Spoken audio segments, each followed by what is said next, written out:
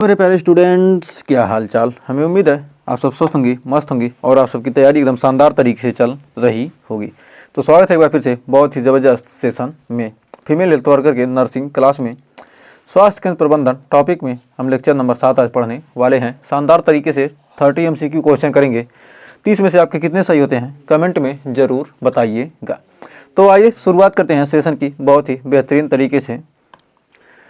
तो 30 क्वेश्चन करने वाले हैं। सेशन अच्छा लगेगा तो सेशन को लाइक शेयर जरूर कीजिएगा। तो देखिए पहला क्वेश्चन कर रहा, भारत में प्राथमिक स्वास्थ्य केंद्र यानी प्राइमरी हेल्थ केयर सेंटर, प्राथमिक स्वास्थ्य केंद्र यानी प्राइमरी हेल्थ सेंटर के लिए न्यूनतम आवश्यक जनसंख्या कितनी होती है?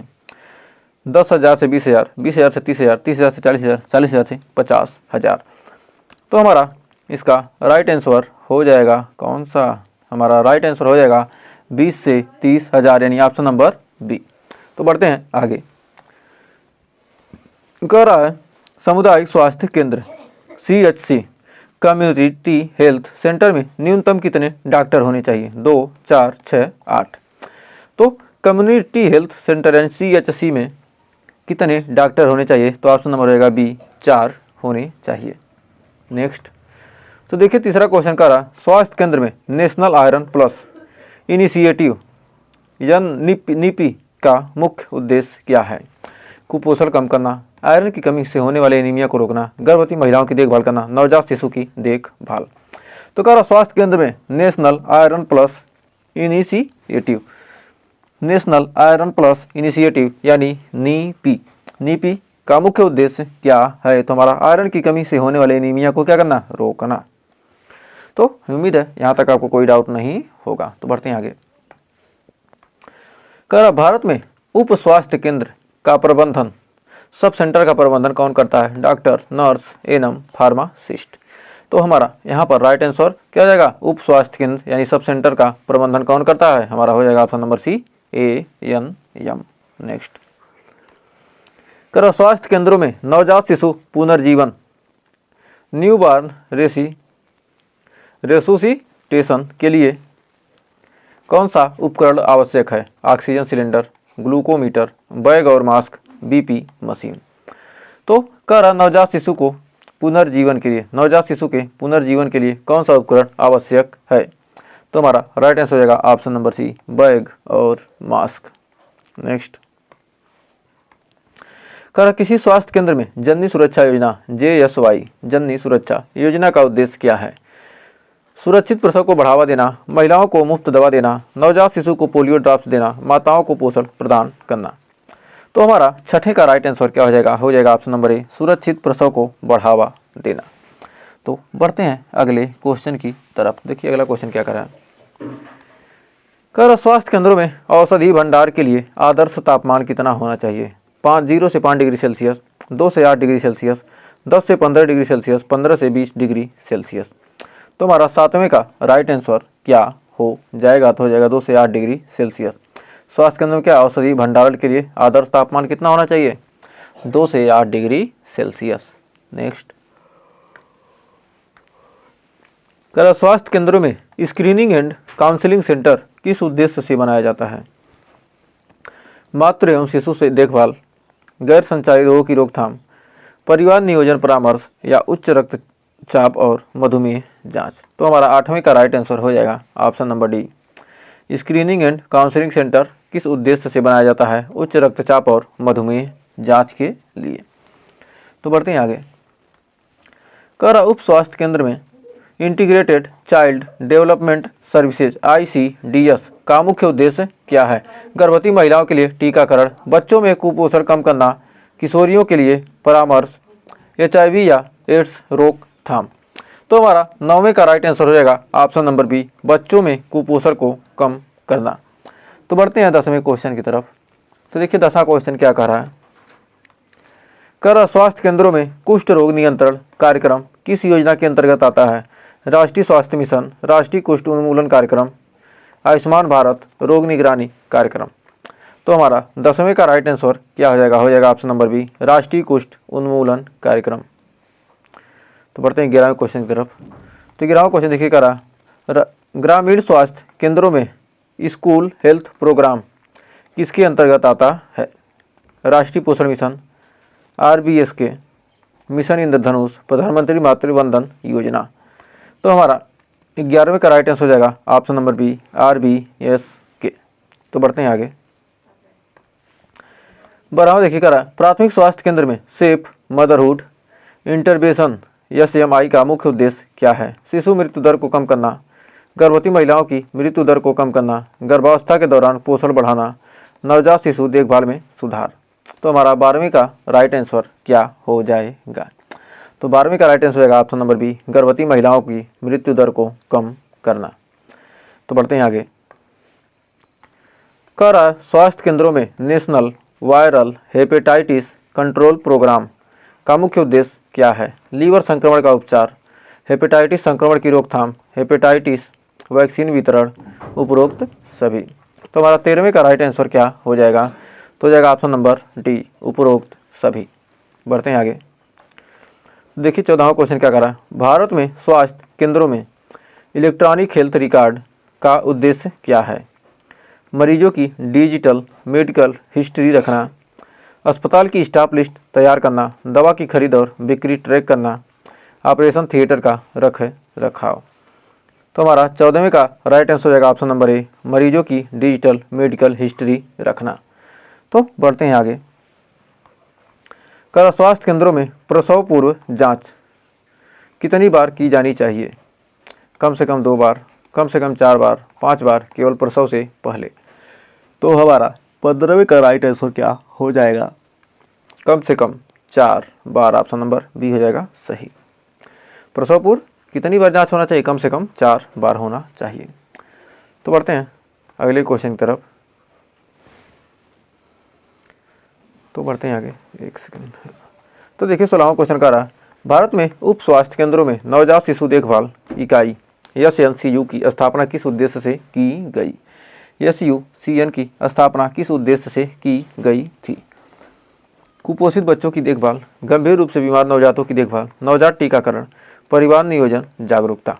तो हमारा यहाँ पर राइट आंसर क्या हो जाएगा? उप स्वास्थ्य केंद्रों में नवजात शिशु देखभाल इकाई SNCU यूनिट हो जाएगा कि स्थापना किस उद्देश्य से की गई थी? तो हमारा राइट आंसर हो जाएगा 16वें का बी, गंभीर रूप से बीमार नवजातों की देखभाल के लिए। देखिए अगला क्वेश्चन का रहा है, स्वास्थ्य केंद्रों में राष्ट्रीय टीबी नियंत्रण कार्यक्रम RNTCP को किस नाम से जाना जाता है? डॉट्स, मिशन इंद्रधनुष, आयुष्मान भारत, कुष्ठ उन्मूलन कार्यक्रम। तो यहाँ पर हमारा राइट आंसर हो जाएगा डॉट्स, ऑप्शन नंबर ए। राष्ट्रीय टीबी नियंत्रण कार्यक्रम को किस नाम से जाना था? डॉट्स। नेक्स्ट, कर राष्ट्रीय ग्रामीण स्वास्थ्य मिशन यानी ANRHM की शुरुआत कब हुई थी? 2000 में, 2005 में, 2010 में, 2015 में। तो जो हमारा राष्ट्रीय स्वास्थ्य मिशन, राष्ट्रीय ग्रामीण स्वास्थ्य मिशन ANRHM की शुरुआत सन 2005 में हुई थी, ऑप्शन नंबर बी। नेक्स्ट, तो देखिए 19वां क्या कर रहा है, राष्ट्रीय मातृत्व मृत्यु दर को कम करने के लिए कौन सा कार्यक्रम लागू किया गया?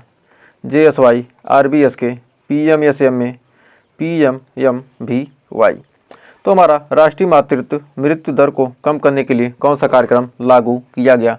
तो 19 का राइट आंसर हो जाएगा ऑप्शन नंबर ए, JSY।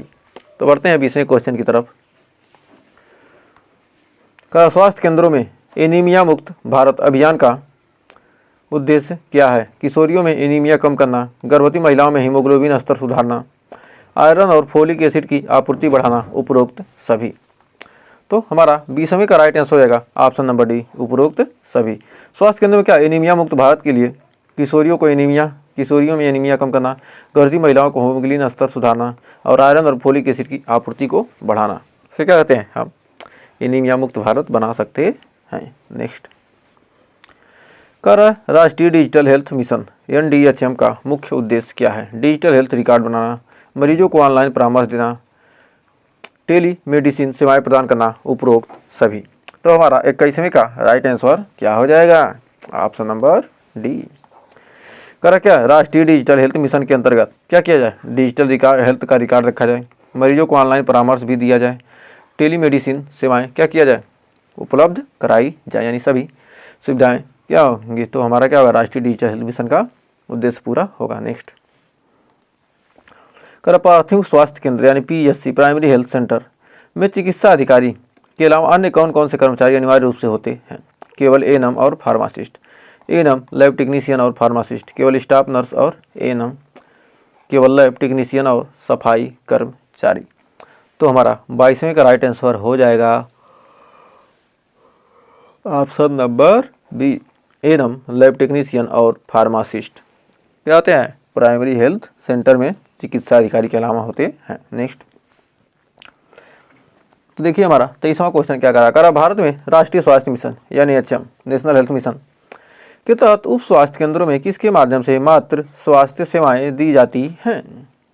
आशा कार्यकर्ता, ANM, स्टाफ नर्स, आंगनबाड़ी कार्यकर्ता। तो कह रहा क्या, राष्ट्रीय स्वास्थ्य मिशन के तहत उप स्वास्थ्य केंद्र में किसके माध्यम से मात्र सेवाएं दी जाती हैं? ANM की सहायता से। तो किसके माध्यम से? ANM के माध्यम से। हमारा 23 का राइट आंसर होगा ANM यानी ऑप्शन नंबर बी। बढ़ते हैं 24वें क्वेश्चन की तरफ। कर स्वास्थ्य केंद्रों में कोल्ड चेन का उपयोग किसके लिए किया जाता है? रक्त संचयन के माध्यम से, संचयन के लिए, टीकों को सुरक्षित रखने के लिए, दवाइयों को स्टोर करने के लिए, मरीजों के दस्तावेजों को सुरक्षित रखने के लिए।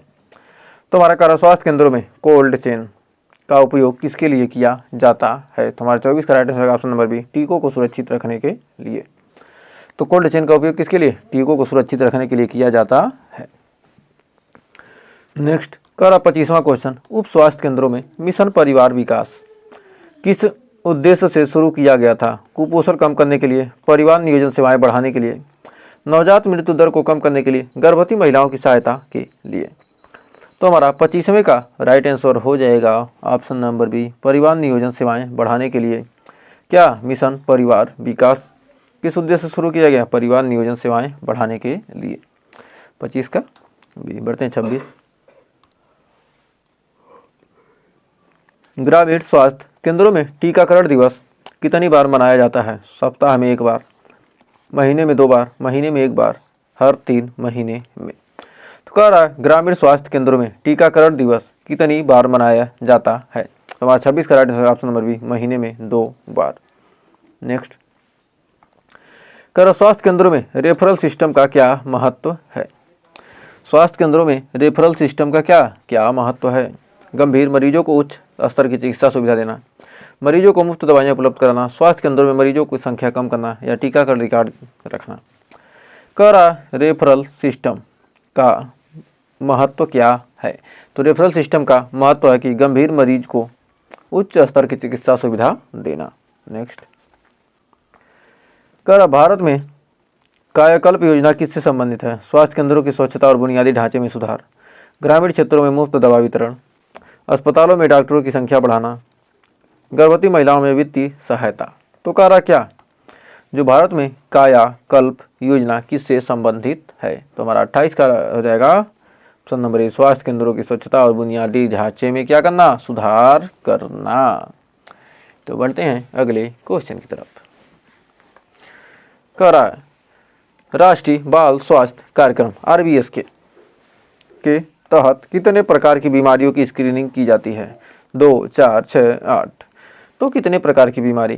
4 प्रकार की बीमारी। राष्ट्रीय बाल स्वास्थ्य कार्यक्रम के तहत 4 प्रकार की बीमारियों की क्या कहते हैं? स्क्रीनिंग की जाती है। यदि इन बीमारियों का नाम पता हो तो कमेंट में आप ज़रूर बताइएगा कौन कौन सी बीमारी की स्क्रीनिंग की जाती है। और आज का लास्ट क्वेश्चन समझिए क्या है आपके लिए, HW है। नेक्स्ट, कर प्रधानमंत्री सुरक्षित मातृत्व अभियान PMSMA किस तिथि को मनाया जाता है? हर महीने की 9 तारीख, हर महीने की 5 तारीख, हर महीने की 15 तारीख, हर महीने की 1 तारीख को। तो कह रहा प्रधानमंत्री सुरक्षित मातृत्व अभियान PMSMA किस तिथि को मनाया जाता है? तो हर महीने की 9 तारीख को, यानी ऑप्शन नंबर ए। तो हमें उम्मीद है आपको 30 क्वेश्चन क्लियर हो गए होंगे। 30 क्वेश्चन क्या हो गए? क्लियर नहीं हुए तो 1-2 बार वीडियो देखिए, आपको याद हो जाएंगे। एक बार थोड़ा धीरे धीरे पढ़िए, फिर दोबारा स्पीड बढ़ा करके देखिए, थोड़ा और स्पीड बढ़ाकर क्या करते हैं आप अच्छे से तैयार कर सकते हैं। कम से कम वीडियो क्या 2 से 3 बार देखिए और सारे क्वेश्चन क्लियर कर लीजिए, क्योंकि आपको दिन में एक ही वीडियो इस समय दिया जा रहा है। एग्ज़ाम नज़दीक आते ही 2-2, 3-3, 4-4 वीडियो दिए जाएंगे। तो अभी जब तक एग्ज़ाम नहीं डेट आ रही है तब तक ऐसे पढ़ाई करते रहिए और पिछले वीडियो को क्या करती है, रिवीजन करते रहिए। तो हमें उम्मीद है ये 30 क्वेश्चन आपको अच्छे से क्लियर हो गए। 30 में आपने कितने सही किए कमेंट में हमें ज़रूर बताइएगा, जिससे पता चल सके कि आपकी तैयारी किस लेवल की चल रही है। और सेशन अच्छा लगा तो सेशन को लाइक और शेयर ज़रूर कीजिएगा। तो मिलेंगे नेक्स्ट वीडियो में कुछ और क्वेश्चन के साथ, कुछ और टॉपिक के साथ। और चैनल को अभी तक सब्सक्राइब नहीं किया तो सब्सक्राइब कर दीजिए। मिलते हैं नेक्स्ट वीडियो में, तब तक के लिए टेक केयर।